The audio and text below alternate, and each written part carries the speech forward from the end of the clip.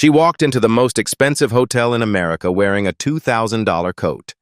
They treated her like she was nobody. 30 seconds later, the cleaning lady said 3 words in perfect Mandarin that made a room full of people freeze in absolute terror. This is the true story of how one conversation exposed a $50 million secret hiding in plain sight at Manhattan's most exclusive hotel. A secret so shocking that when it finally came to light, it didn't just go viral. It changed an entire industry forever. But here's what nobody expected. The most powerful person in that marble and gold lobby wasn't the tech billionaire with private jets. It wasn't the hotel manager with his Harvard MBA. It was the woman who paid minimum wage to empty trash cans. Have you ever had a moment where everything you thought you knew about someone was completely, devastatingly wrong? Because what you're about to hear will make you question everything you think you see. Li Wei stepped out of her black Tesla Model S at exactly 9:47 p.m., her Hermes heels clicking against the sidewalk with the confidence of someone who'd built a tech empire from nothing. At 45, she commanded boardrooms in Shanghai, Singapore, and San Francisco. Her company's AI translation software was revolutionizing global business. Tonight, she was in New York to close a deal that would make her the richest woman in China. The Grandview Hotel's doorman barely glanced up from his phone.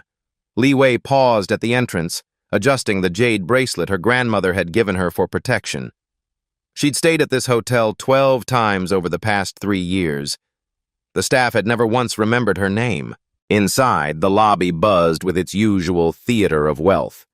Crystal chandeliers cast golden light over clusters of designer luggage and hushed conversations in multiple currencies. Li Wei approached the front desk, where 3 staff members were deep in animated discussion about weekend plans. She waited and waited. The woman behind the marble counter finally looked up, her smile freezing when she took in Li Wei's appearance. "Can I help you?" "I have a reservation. Li Wei. Presidential suite." The woman's fingers hesitated over the keyboard. "Could you spell that? And do you have identification? Also, how will you be paying tonight?" "She." Li Wei had stayed in 5-star hotels across 4 continents. She knew the sound of skepticism wrapped in politeness. Her credit card hit the marble counter with a sharp click. Black American Express, no spending limit. The whispered conference between the 3 staff members wasn't as quiet as they thought. "Are we sure about this? Maybe we should call the manager? Does she even speak English?" 20 feet away, Keisha Williams pushed her cleaning cart past the concierge desk, her movements automatic after 2 years of night shifts. But her eyes missed nothing. She'd watched this scene play out before. Different faces, same script. The way wealth was questioned when it didn't arrive in the package they expected. Keisha had a choice to make. Keisha straightened her shoulders and walked toward the front desk, her cleaning cart wheels squeaking softly against the marble floor. The sound made all 3 staff members look up. Protocol dictated that custodial staff remain invisible during guest interactions. "Excuse me," Keisha said quietly, her voice cutting through the whispered doubts. "I couldn't help but notice." Then she switched languages. "您好，李女士，欢迎回到格兰的维友酒店。很抱歉让您等待了." The lobby fell silent. Not the gentle quiet of expensive discretion, but the absolute stillness of a record player suddenly unplugged. The woman behind the front desk blinked rapidly, as if trying to process what she'd just heard. Her mouth opened, then closed, then opened again without sound. Li Wei's expression shifted from controlled frustration to genuine surprise, then melted into something that looked like relief mixed with disbelief. She responded in rapid Mandarin, her words flowing like water finding its natural course. "I can't believe this. Finally, someone who understands. Do you know how exhausting it is to be treated like you don't belong in places you could buy 10 times over?" Keisha nodded, switching effortlessly back to Mandarin. "I've watched it happen too many times. You deserve better than questions about whether you can afford a room you've probably stayed in before." The front desk staff stood frozen, 3 statues in matching burgundy uniforms. Other guests in the lobby had stopped their conversations, heads turning toward the unprecedented scene of the hotel's cleaning woman conducting fluent business in a language none of them recognized. Li Wei's voice carried a note of amazement. "Your pronunciation is flawless. Where did you learn to speak like this?" "Community college started it. Then language exchange apps, online courses, practice with international students. Mandarin was actually my 3rd language after Spanish and Arabic." Keisha's response was matter-of-fact, as if collecting languages was as normal as collecting stamps. The sound of expensive heels clicking rapidly across marble announced the arrival of David Chen, assistant manager, drawn by the commotion. He'd been trained to intervene when situations deviated from script. But as he approached, he heard something that made him slow his steps. His own heritage meant he understood every word of the conversation happening in front of him. The cleaning woman wasn't just speaking Mandarin. She was using formal business terminology, cultural honorifics, the kind of linguistic sophistication that required years of serious study. Li Wei had switched to testing mode, throwing complex business concepts at Keisha in rapid-fire Mandarin. Market volatility, regulatory compliance, cross-cultural communication barriers in international partnerships. Keisha didn't miss a beat. More than that, she was adding insights, speaking about the challenges of East-West business relationships with the fluency of someone who'd lived them, discussing cultural nuances that even native speakers sometimes missed. The lobby had become an amphitheater. Guests who moments before had been absorbed in their own conversations now formed a loose semicircle around the front desk. Some were filming with their phones, others just stared, trying to process the reality unfolding before them. "Miss Williams." David's voice carried a warning note as he reached the desk. "Perhaps you should return to your duties." Li Wei turned toward him, her eyes sharp. "Actually, she's been more helpful in the past 5 minutes than your entire front desk staff has been in the past 20. David found himself caught between professional protocol and undeniable evidence. The woman in the cleaning uniform had just demonstrated linguistic abilities that could solve problems his hotel faced daily.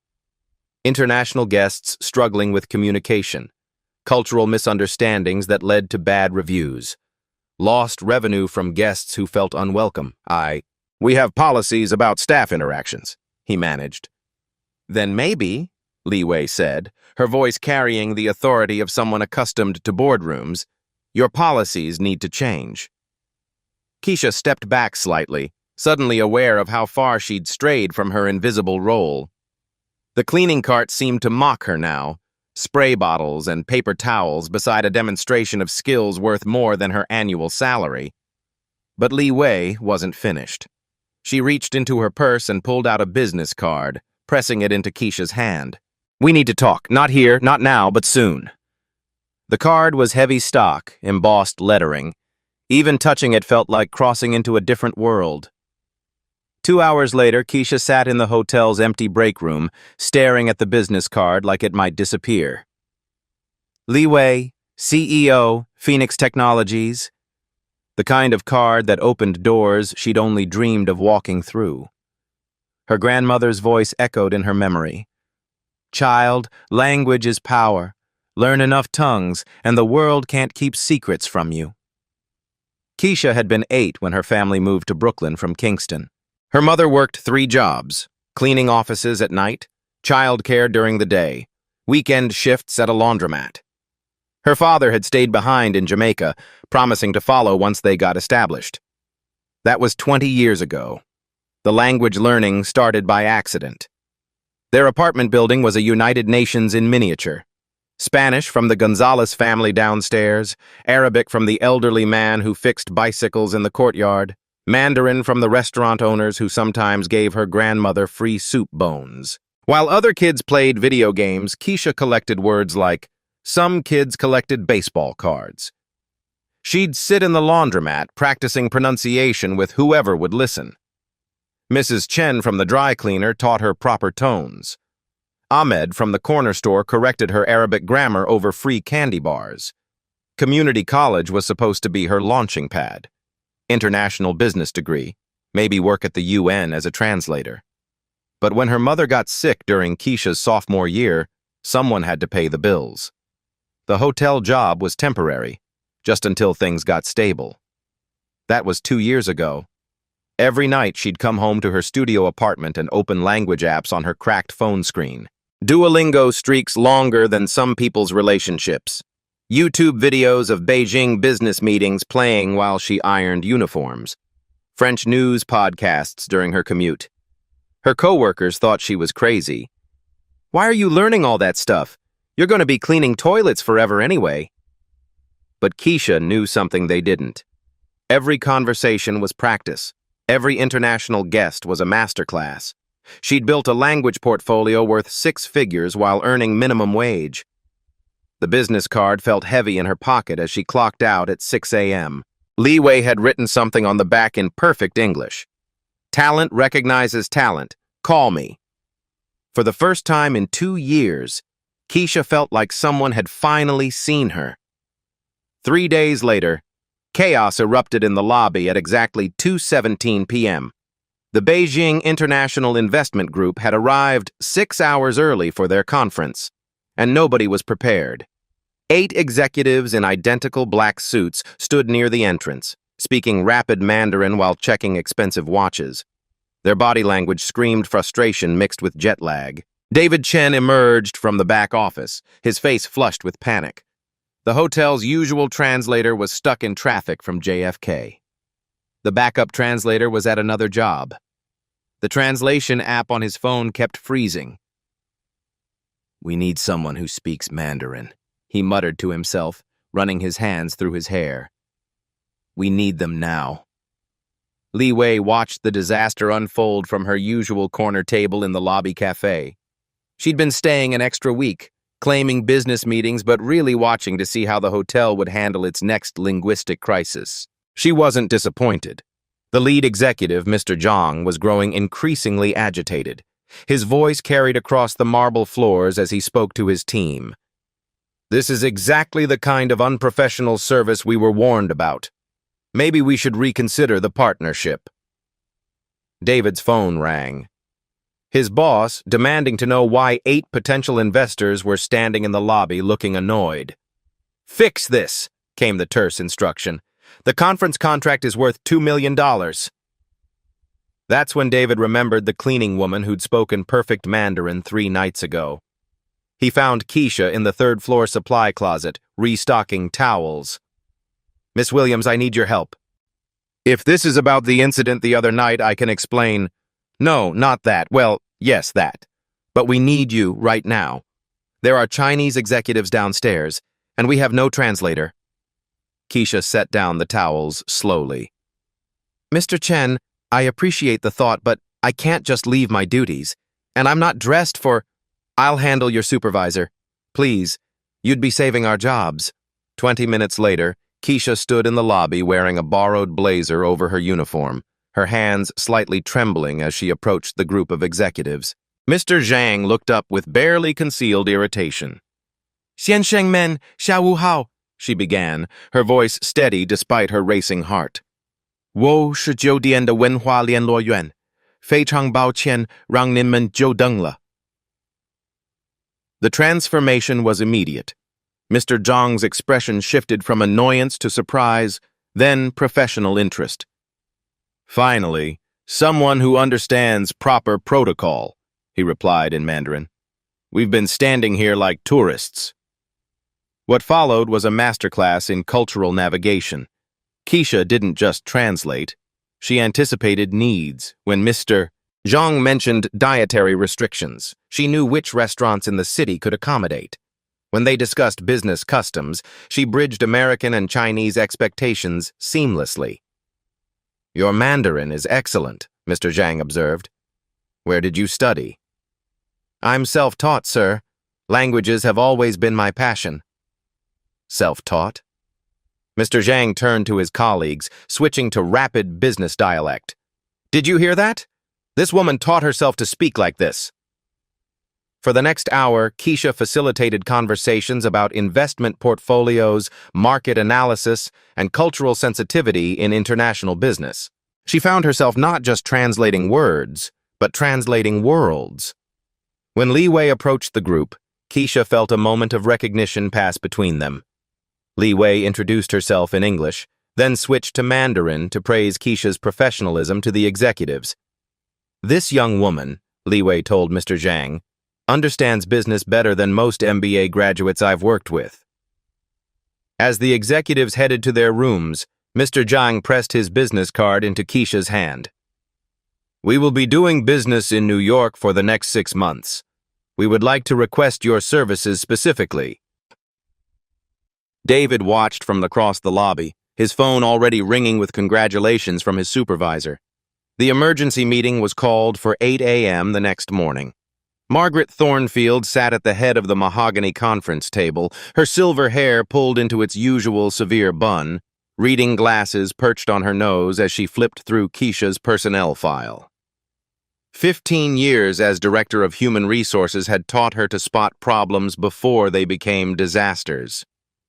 "This," she said, tapping the file with her pen, "is exactly the kind of situation that keeps me awake at night." David shifted uncomfortably in his chair. Around the table sat the hotel's senior management team: Operations Manager Patricia Wells, Guest Services Director Robert Manning, and General Manager James Crawford. The smell of expensive coffee couldn't mask the tension in the room. "Yesterday's incident with the Chinese delegation was handled," Margaret continued, "but it was handled wrong. We have policies for a reason. Protocols exist to protect this hotel from liability." "But she saved a $2 million contract," David interjected. "The executives specifically requested—" "She's a custodial worker." Margaret's voice cut through his protest like ice. "She has no training in guest relations, no background checks for client interaction, no insurance coverage for translation services. What if she'd made a cultural mistake? What if she'd mistranslated something critical?" Patricia Wells nodded vigorously. "Imagine if word got out that we're using our cleaning staff as interpreters. What does that say about our professional standards?" Robert Manning leaned forward, his face flushed. "My front desk staff have been with this hotel for years. They've undergone extensive training. Are we really going to let some maid make them look incompetent?" The word hung in the air like smoke. James Crawford, who'd been silent until now, cleared his throat. "The guest satisfaction scores from yesterday were the highest we've seen all quarter. The Chinese delegation specifically praised our cultural sensitivity." "That's not the point," Margaret snapped. "This is about maintaining proper boundaries. We can't have employees thinking they can just step outside their designated roles whenever they feel like it." David could feel his carefully built career teetering on the edge. "What if we made it official, created a cultural liaison position?" "With what budget?" Patricia demanded. "We'd have to restructure her entire employment classification, benefits, insurance, training programs, the union implications alone." "Plus," Robert added, "what precedent does this set? Every housekeeper and maintenance worker thinks they can waltz into guest areas and play expert." Margaret closed the file with a sharp snap. "Here's what's going to happen. Miss Williams will receive a formal written warning about overstepping her role. She may assist with translation services on an emergency basis only, with prior management approval, wearing appropriate attire. No additional compensation, no title change, no deviation from her primary custodial duties." "That seems," David started. "Fair," Margaret finished. "She keeps her job, which is more generous than most hotels would offer after such a breach of protocol." James Crawford's phone buzzed. He glanced at it, frowning. "I just received an email from Mr. Zhang's assistant. They're requesting Miss Williams specifically for their entire 6-month project. They're willing to pay a premium for her services." The room fell silent. "How much of a premium?" Patricia asked quietly. $50,000 for translation and cultural consulting." Margaret's pen clicked rapidly against the table. "Well, that changes things slightly." "Only slightly?" David couldn't hide his disbelief. She's still a custodial worker, Margaret said firmly. We'll allow her to assist on a case-by-case basis, but she reports to housekeeping. She follows housekeeping schedules. And any problems, any complaints, any issues whatsoever, this program ends immediately. Outside the conference room, Keisha mopped the hallway floors, listening to every word through the thin walls. She understood exactly what they thought of her. Over the next 3 weeks, something extraordinary began to happen at the Grandview Hotel. It started small. A Spanish diplomat's wife, lost and frustrated in the lobby, speaking rapid Catalan to anyone who would listen. The front desk staff exchanged helpless glances until Keisha appeared, switching effortlessly between Spanish and Catalan to help locate the woman's missing luggage. Then came the Arabic Business Consortium from Dubai, their interpreter delayed by a snowstorm. Keisha spent 4 hours facilitating negotiations for a $3 million real estate deal, her formal Arabic impressing even the most skeptical executives. By week 3, international guests were specifically asking for the translator who works here. The numbers didn't lie. Guest satisfaction scores had jumped 23% in the international category. Return bookings from Asian markets increased by 40%. The hotel's Yelp reviews suddenly featured phrases like exceptional cultural understanding and made us feel truly welcome. Li Wei watched it all from her extended stay in the presidential suite. She'd canceled her flight back to Shanghai twice, claiming ongoing business negotiations while really documenting the transformation happening before her eyes. On a Tuesday morning, she found Keisha in the lobby at 6 a.m., explaining subway directions to a confused French family while simultaneously checking them out in flawless French. "Comment puis-je vous aider avec vos bagages?" Keisha asked, already motioning to a bellhop. The family's relief was palpable. The father pressed a $20 tip into Keisha's hand, the first tip she'd ever received for her linguistic skills. "Merci beaucoup. You saved our entire trip." Li Wei approached as the family departed. "That was beautiful to watch." Keisha looked down at the $20 bill, still processing the moment. "They thanked me like I'd done something extraordinary, but I was just talking." "You were building bridges," Li Wei corrected. "Do you realize what you've created here?" The evidence was everywhere. The Arabic businessman who'd extended his stay specifically to work with Keisha on cultural training for his American partners.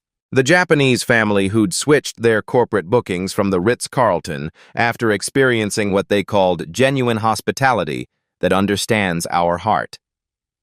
But perhaps most telling was the change in the hotel staff themselves. David Chen had started asking Keisha to teach basic Mandarin phrases to the front desk team.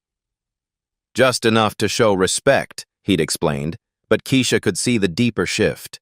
They were beginning to understand that language wasn't just about words, it was about dignity. Even some of the more skeptical employees were coming around. Patricia Wells, who'd been openly hostile during the management meeting, had quietly asked Keisha to help her communicate with the Portuguese housekeeping staff. "I never realized how much I was missing," Patricia admitted during their first lesson. "They've been trying to tell me important things about the guests, but I kept dismissing them because of the language barrier." The ripple effects extended beyond the hotel walls. Word was spreading through Manhattan's luxury hospitality network. Other hotels were calling, asking about the Grandview's Cultural Competency Program. Industry blogs were writing articles about innovative approaches to international guest services. Li Wei kept detailed notes. Revenue increases, staff morale improvements, guest loyalty metrics, all pointing to one undeniable conclusion. Keisha wasn't just solving individual communication problems, she was transforming an entire business model. But the most powerful moment came on a Friday evening. Keisha was helping an elderly Chinese grandmother navigate the Medicare system over the phone, switching between Mandarin dialects to match the woman's regional accent. "Nai, don't worry," Keisha said gently. "I'll stay on the phone until we figure this out." Li Wei watched from across the lobby, seeing not just linguistic skill, but profound compassion in action. This wasn't about business metrics or profit margins. This was about human connection transcending every barrier society had built. The $20 tip had grown into something worth far more than money. The invitation came on expensive letterhead, delivered by hand to Keisha's studio apartment at 7 p.m. on a Thursday. Phoenix Technologies cordially invites you to discuss a business proposition that could change your life. Li Wei had arranged to meet at a small cafe in Soho, away from the hotel's watchful eyes. When Keisha arrived, she found Li Wei sitting at a corner table with her laptop open, surrounded by documents that looked suspiciously like contracts. "Thank you for coming," Li Wei said, gesturing to the chair across from her. "I've been watching what you've accomplished at the hotel. It's time we talked about your future." Keisha sat carefully, her cleaning uniform feeling suddenly out of place among the cafe's artisanal coffee and venture capitalist conversations. "Miss Li, I appreciate everything you've done, but I'm not sure." "Phoenix Technologies is expanding into the American market," Li Wei interrupted gently. "We need someone who understands both Eastern and Western business cultures. Someone who can navigate complex international relationships. Someone exactly like you." She slid a document across the table. The number at the bottom made Keisha's breath catch. $75,000 annually plus benefits as our Director of Cultural Relations and International Business Development, based in our San Francisco office. Keisha stared at the paper, the numbers blurring slightly. It was more money than her mother had made in her best year, even working 3 jobs. "I don't understand. You barely know me. This is too much." Li Wei smiled. "I know you taught yourself 5 languages while working minimum wage. I know you handle $1 million negotiations with grace under pressure. I know you see people as human beings first, regardless of their background. These aren't skills you can teach in business school." The offer was everything Keisha had dreamed of, but the reality felt overwhelming. "San Francisco is 3,000 miles away. My family, my mother. We can arrange relocation assistance. Health insurance that would cover your mother's medical needs. Educational benefits if you want to finish your degree." Keisha's hands trembled slightly as she held the contract. "What if I'm not ready? What if I fail?" "Then you'll fail at something worth failing at," Li Wei said quietly. "Do you know what I was doing at your age? Cleaning offices in Beijing while building my first startup in a shared apartment with 6 roommates. The difference between us and them," she gestured toward the hotel district, "isn't talent or intelligence. It's an opportunity." The weight of possibilities settled over them. This wasn't just a job offer. It was a bridge between worlds. "There's one condition," Li Wei continued. "I want you to start as a consultant while you transition. Keep your hotel job for now. Let's test how Phoenix's clients respond to your cultural expertise. If it works, we will make it permanent." Keisha looked up from the contract. "And if it doesn't work?"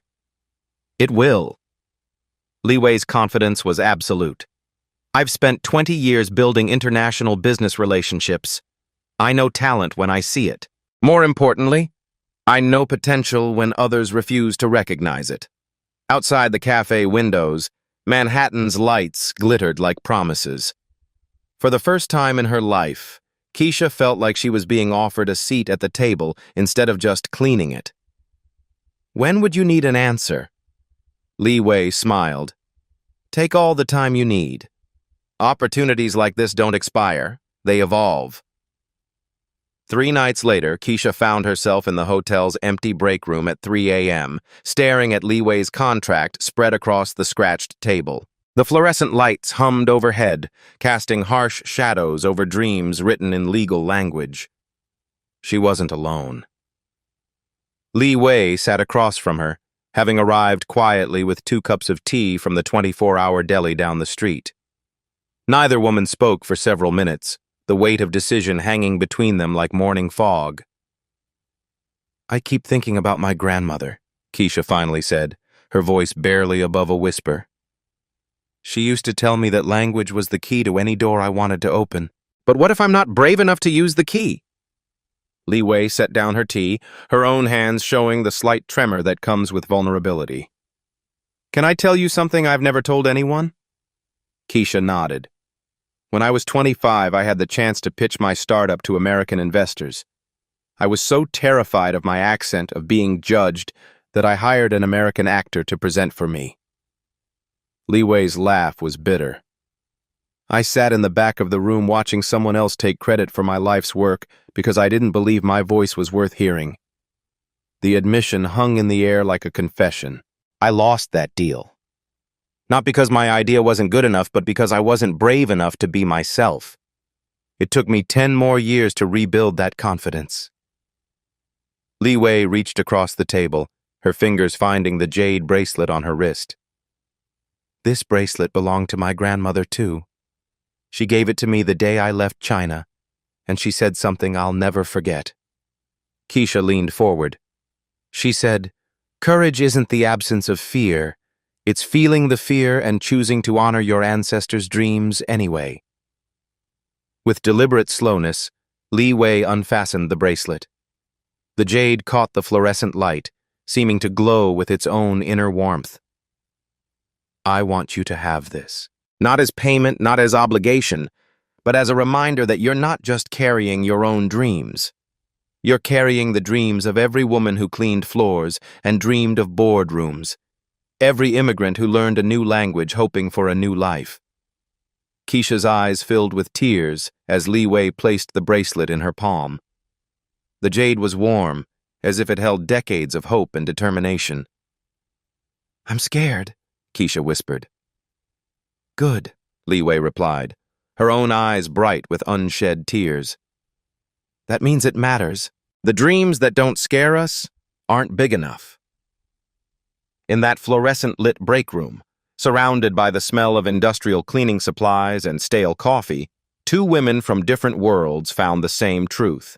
Courage is contagious, and sometimes it takes a stranger to see what we're too afraid to see ourselves. The call came at 6:47 a.m. on a Tuesday morning, jolting Keisha awake in her studio apartment. "Miss Williams, we have a situation." David's voice carried a panic she'd never heard before. "The International Luxury Hospitality Summit starts in 4 hours. 200 executives from 15 countries. Our primary interpreter just called in sick with food poisoning, and our backup is stuck in Chicago because of flight cancellations." Keisha sat up, her mind instantly alert. "What do you need?" "Everything. Simultaneous interpretation for keynote speeches, breakout sessions in 6 languages, cultural protocol management. The hotel's reputation is on the line. If this summit fails, we lose our international conference business permanently." The jade bracelet caught the morning light from her nightstand, and she could almost hear Li Wei's voice. "The dreams that don't scare us aren't big enough." 2 hours later, Keisha stood in the hotel's grand ballroom, watching the setup for what would either be her greatest triumph or most spectacular failure. The space buzzed with controlled chaos. Technicians testing microphone systems, caterers arranging international cuisine according to strict cultural requirements, and 200 of the hospitality industry's most powerful executives beginning to arrive. She'd borrowed a professional blazer from Li Wei, who'd insisted on attending the summit as a silent observer. Her cleaning uniform was folded neatly in her locker upstairs, a reminder of how far she'd traveled in just 4 weeks. Margaret Thornfield approached, her expression a mixture of desperation and skepticism. "Miss Williams, I want to be absolutely clear about the stakes here. One mistake, one cultural misunderstanding, one mistranslation, and this hotel's international reputation is finished." "I understand," Keisha replied, her voice steadier than her racing heart. The morning began with the Japanese delegation. 12 executives from Tokyo's most exclusive hotel chain. Their presentation covered advanced hospitality technology, delivered in rapid business Japanese peppered with technical terminology. Keisha closed her eyes briefly, centering herself in the language pattern she'd absorbed through countless hours of anime, business podcasts, and late-night study sessions. "Ohayo gozaimasu, minasama," she began, her voice carrying through the ballroom's sound system. "Let me translate the innovative technological solutions being presented. For 20 minutes, she became a bridge between worlds, not just translating words, but translating concepts, cultural contexts, and business philosophies. When the lead executive mentioned omotenashi, the Japanese art of anticipating guests' needs, she explained not just the definition, but the cultural heart behind it. The applause was immediate and genuine, but the real test came next. The Arabic Business Consortium from Dubai had arrived to discuss a $50 million investment in sustainable luxury tourism. Their presentation was delivered in formal Arabic, but their questions came in 3 different dialects: Lebanese, Egyptian, and Gulf Arabic. Keisha had studied formal Arabic, but dialects were living languages that changed like shifting sand. She felt a moment of panic as the first regional accent hit her ears. Then she remembered Ahmed from the corner store, correcting her grammar over candy bars. Mrs. Hassan from the laundromat, teaching her Lebanese phrases while folding sheets. The elderly Moroccan man who'd taught her proper pronunciation in exchange for helping him navigate Medicare forms. Every conversation had been practiced for this moment. She switched between dialects mid-sentence, matching each speaker's regional patterns, drawing on years of accumulated knowledge from Brooklyn's immigrant communities. When one executive used an expression she didn't recognize, she asked for clarification in perfect Arabic, turning her uncertainty into cultural curiosity rather than professional weakness. "This woman," the lead investor announced to the room, "understands business Arabic better than some of my own staff." By lunch, word was spreading through the conference. "Who is this translator? Where did they find her? Can we book her for our Tokyo conference?" But the ultimate test was yet to come. At 2 p.m., the equipment failed. Every piece of translation technology in the ballroom went dead simultaneously. Microphones, headsets, digital displays. The technical crew estimated a 2-hour repair time minimum. 200 executives sat in growing confusion as presentations ground to a halt. Multiple languages filled the air as attendees tried to communicate across cultural and linguistic barriers. The carefully orchestrated summit was collapsing into chaos. Margaret Thornfield looked like she might faint. David was frantically making phone calls to backup technicians. James Crawford, the general manager, stood frozen as his career flashed before his eyes. That's when Li Wei stood up from her table at the back of the room. "Ladies and gentlemen," she announced in clear English, her voice carrying the authority of someone who'd commanded boardrooms across 4 continents. "I'd like to introduce Keisha Williams, who will be providing interpretation services without technological assistance." Keisha felt every eye in the room turn toward her. 200 of the world's most successful hospitality executives waiting to see if a former cleaning woman could save their summit. She walked to the center of the ballroom, positioning herself where every table could see her. "Bonjour, guten tag, konnichiwa, marhaban, hola, buenos dias," she began, greeting the room in 6 languages. "We're going to continue this summit the way business was conducted for thousands of years, through human connection." What followed was 45 minutes of linguistic virtuosity that would be talked about in hospitality circles for years to come. French hoteliers discussing sustainable practices, Keisha translated their passion for environmental stewardship into concepts that resonated with executives from Japan, where harmony with nature is foundational to business philosophy. German efficiency experts explaining operational optimization, she transformed their technical precision into Arabic business poetry that made the Dubai investors lean forward with interest. Chinese executives presenting market expansion strategies, she bridged their concepts with Spanish colonial hospitality traditions, helping Mexican resort owners see new possibilities for Asian partnerships. She wasn't just translating languages, she was translating cultures, finding the common human threads that connected different approaches to hospitality. When she explained the Japanese concept of omotenashi to the Arabic speakers by comparing it to karam, the sacred duty of hospitality, the room erupted in understanding. When she helped the French delegation understand Chinese guangxi by relating it to French salon culture, she created connections that transcended business cards. The final moment came when Chang Wei, Li Wei's former business partner and now CEO of Asia's largest hotel conglomerate, stood up from his table. "In 30 years of international business," he announced to the room, "I have never seen cultural bridge building of this caliber. Miss Williams, my company would like to offer you a consulting contract for our global expansion." The standing ovation began with the Japanese delegation and spread like wildfire through the ballroom. 200 executives rose to their feet, applauding not just her linguistic skills, but her ability to make them all feel seen, understood, and connected. Li Wei watched from the back of the room, tears streaming down her face, as the woman she'd first seen emptying trash cans received recognition from the world's hospitality elite.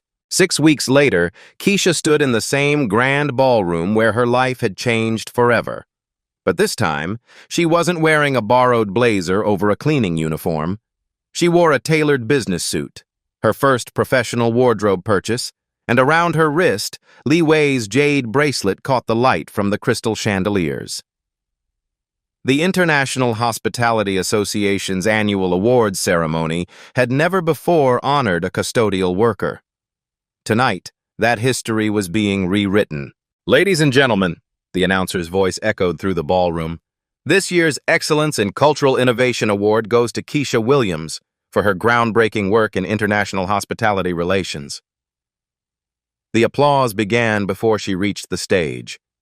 But as she walked down the aisle between tables filled with industry leaders, she noticed something extraordinary happening. The hotel's cleaning staff, her former colleagues, had been invited to attend. Maria from housekeeping, wearing her best dress. James from maintenance, uncomfortable in a borrowed tie but beaming with pride. They stood and applauded as she passed, their faces reflecting a truth she was only beginning to understand. Her success was their vindication, too. At the podium, Keisha looked out over an audience that 3 months ago wouldn't have seen her as anything more than background scenery. Now they hung on her every word. "3 months ago, I was invisible in this room," she began, her voice carrying clearly through the sound system. "Not because I wasn't here, but because assumptions about worth are so deeply embedded that we stop seeing people as human beings with infinite potential." She paused, letting the weight of that statement settle. "Tonight, I want to talk about the hidden talents walking among us every day. The security guard who speaks 4 languages. The housekeeper who was a teacher in her home country. The kitchen worker who has an engineering degree but couldn't get it recognized here.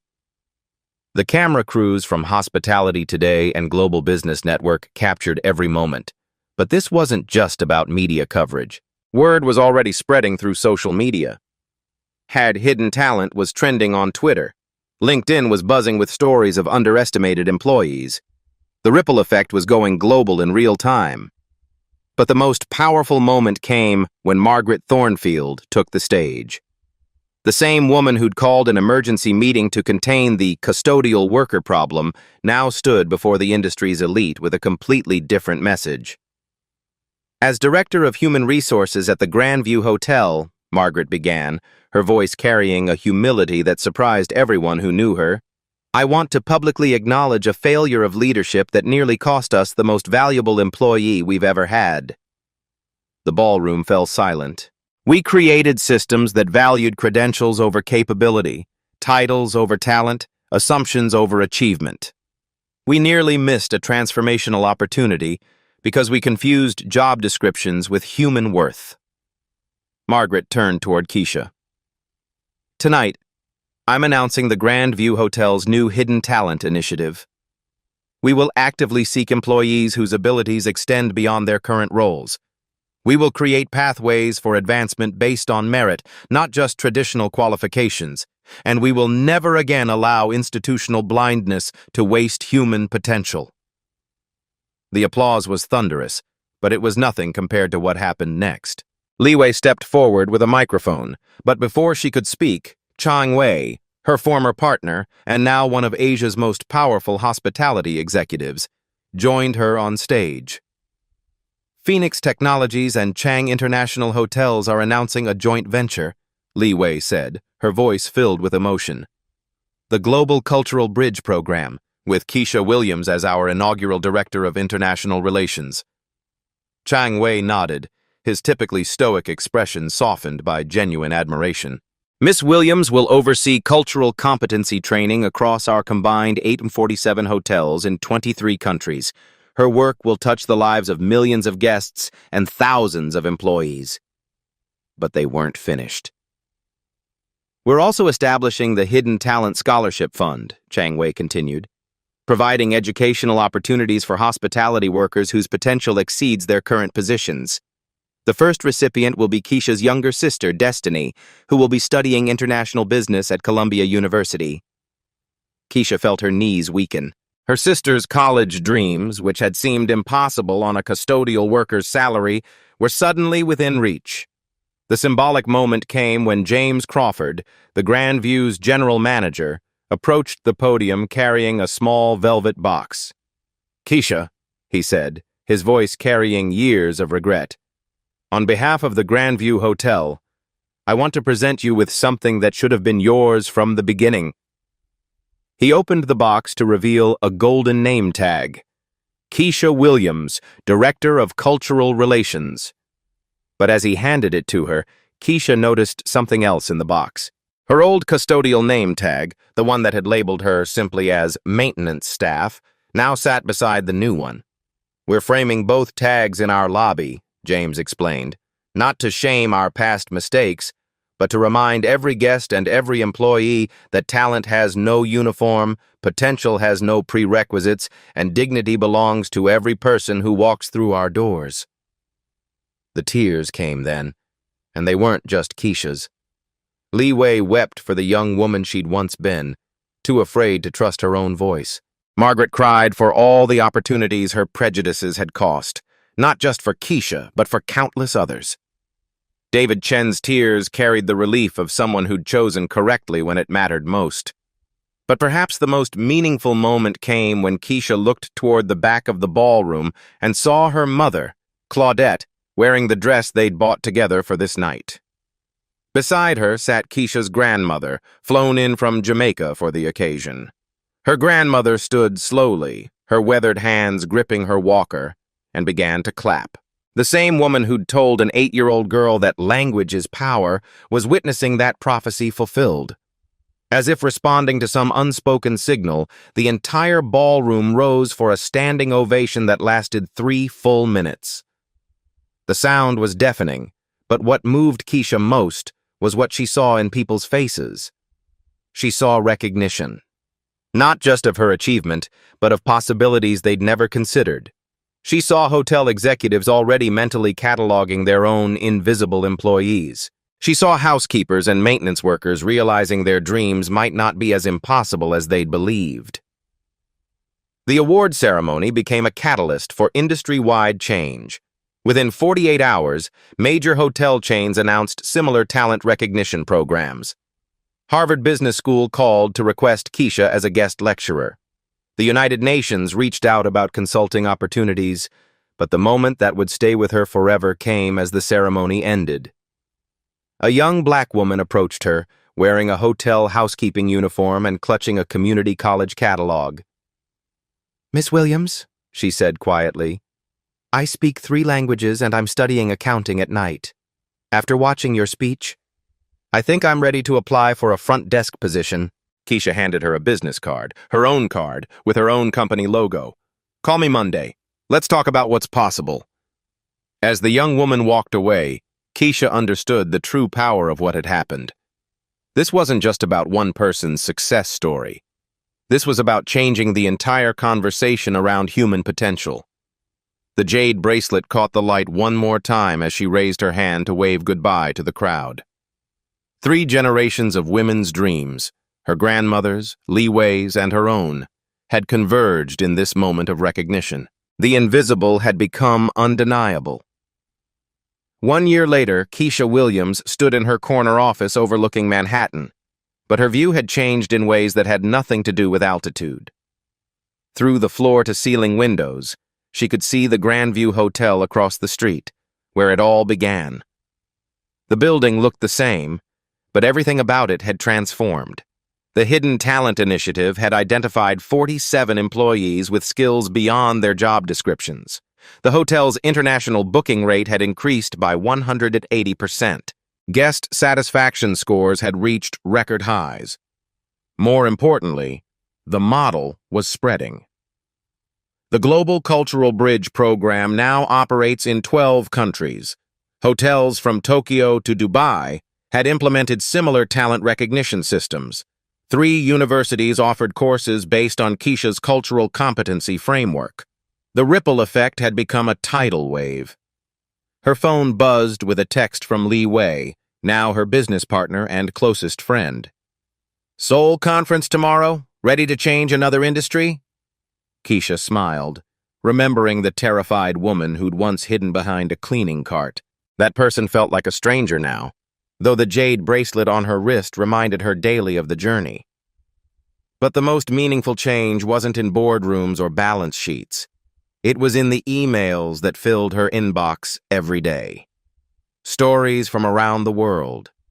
A hotel security guard in London who'd become head of international guest relations after revealing his fluency in 7 languages. A housekeeper in Las Vegas whose engineering background had led to a facilities management promotion. A dishwasher in Miami whose law degree from Venezuela was finally being recognized, putting him on track to become the hotel's compliance officer. Each story carried the same thread. Someone had been seen, truly seen, for the first time.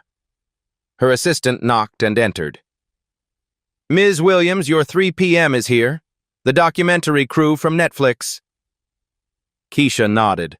The filmmakers were creating a series about hidden potential in the workplace. Her story would be the premiere episode, but she'd insisted the series focus on the broader movement rather than just her personal journey. As she prepared for the interview, her mind drifted to a conversation she'd had the week before with her sister Destiny, now thriving at Columbia University. "You know what I realized?" Destiny had said during their weekly call. "You didn't just change your life. You changed how the world sees people like us. You proved that talent doesn't need permission." That phrase stuck with her.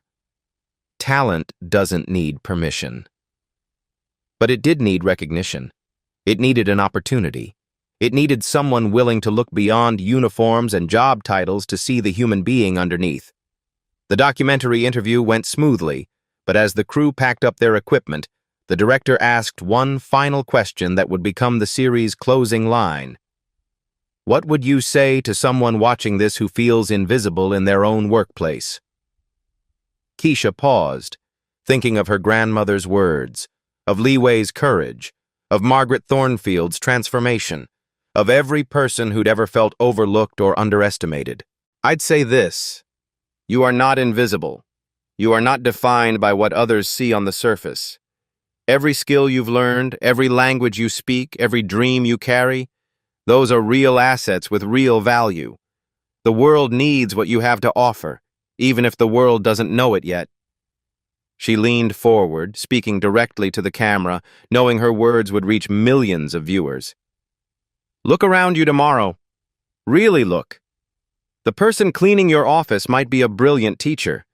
The security guard might be fluent in languages you've never heard of. The server at your restaurant might have ideas that could revolutionize your business. But here's the thing. You won't discover any of this unless you start conversations instead of making assumptions. The camera stopped rolling, but Keisha wasn't finished. To everyone watching who feels unseen, your moment is coming. Keep learning, keep growing, keep believing in your own worth. And to everyone in positions of power, open your eyes. The next breakthrough in your organization might be wearing a uniform you've trained yourself not to notice. That evening, Keisha returned to her old neighborhood in Brooklyn. She visited her mother, now retired and healthy thanks to the health insurance from Keisha's new position. She stopped by Ahmed's corner store, where he still corrected her Arabic pronunciation, though now it was more friendship than lesson. And she ended her day at the community center where she'd started her language learning journey, teaching a free class called Professional Communication for Multilingual Workers. The room was full. Housekeepers, maintenance workers, food service employees, all learning how to present their hidden skills in professional settings. As she looked around the room, Keisha saw herself in every face. She saw Li Wei's courage, her grandmother's wisdom, and most importantly, she saw unlimited potential waiting to be recognized. The invisible had become inevitable. Because when talent finally gets the recognition it deserves, it doesn't just change one life. It changes everything. Your turn to make a difference starts right now. Think about someone in your life who might be overlooked. A coworker, a service worker, someone whose potential others don't see. Tomorrow, start a conversation. Ask about their background, their skills, their dreams. You might discover the next Keisha Williams. If this story moved you, hit that like button. Share it with someone who needs to hear that their hidden talents matter. Drop a comment telling us about a time you discovered someone's unexpected abilities, or when someone finally recognized yours. And subscribe to Black Voices Uncut for more stories that prove human potential has no limits. Because every week we're uncovering the extraordinary people hiding in plain sight. Remember, talent doesn't wear a uniform, but recognition should.